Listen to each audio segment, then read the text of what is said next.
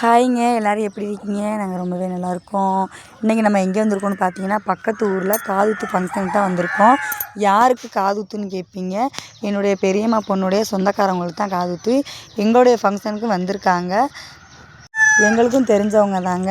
இங்கே பாருங்கள், பவித்ரா ஃப்ரெண்ட்ஸுக்கெல்லாம் வந்து பார்க்கும்போது ரொம்பவே சந்தோஷப்பட்டுக்கிட்டாங்க. சரியான வெக்கையாக இருந்துச்சுங்க. வெயிலே அடிக்கலை, ஆனால் செம்ம வெக்கை. பூராமே மரத்தடியில் உட்காந்துட்டாங்க. இவங்க யாருன்னு கேட்பீங்க? இவங்க வந்து என் ஃப்ரெண்ட்ஸு அப்படின்னு சொல்லிக்கலாம்.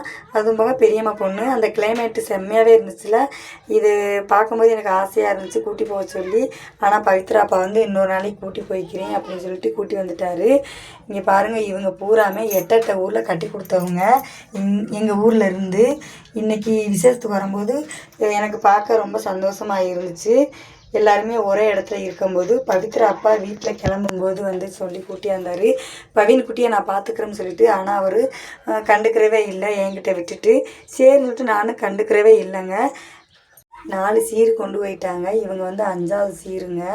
இப்போ வந்து பார்த்திங்கன்னா, நமக்கும் ஒரு வழியாக எல்லாத்தையும் பரப்பி வச்சிடலான்ட்டு ரெடியாக ஆகிக்கிட்டு இருந்துக்கிட்டு இருந்தோம். ஆளுக்கு ஒரு தாம்பழத்தில் எடுத்து பூவு தாம்பழம் எல்லாத்தையும் எடுத்து ரெடியாகி வச்சாச்சுங்க. இங்கே பாருங்கள், இந்த குத்து விளக்குக்கு பூவை சுற்றி வச்சாவே ஒரு தனி அழகு தாங்க. ஃபஸ்ட்லாம் பார்த்தீங்கன்னா, ஃபங்க்ஷன் கிளம்பணும்னாவே ரொம்பவே ஆசையாக கிளம்புவேன். இப்போலாம் கிளம்பவே பிடிக்க மாட்டேன்டுது. ஏன்னு கேட்பீங்க? பவின் குட்டியோட கிளம்பவே முடியாதுங்க. சாப்பிடவும் மாட்டான், நம்மளை சாப்பிட விடவும் மாட்டான். ரொம்பவே சுட்டி சேட்டை ரொம்ப பண்ணுவேன். அதனால் வந்துட்டு பவித்ரா அப்பாவை மட்டும்தான் அனுப்பிச்சி வைக்கிறது. ஆனால் இந்த தடவை நீ வந்தே ஆகணும் அப்படின்னு சொல்லிட்டாரு.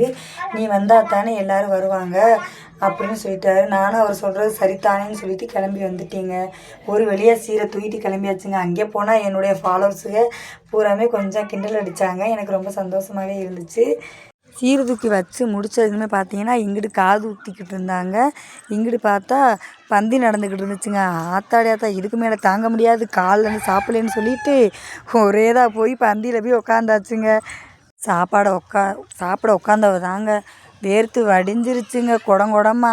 நம்ம வீடியோ பிடிச்சிருந்தா லைக் பண்ணுங்கள், சப்ஸ்கிரைப் பண்ணுங்கள், மறக்காமல் சப்போர்ட் பண்ணுங்கள். அடுத்த வீடியோவில் மறக்காமல் பார்க்கலாம்.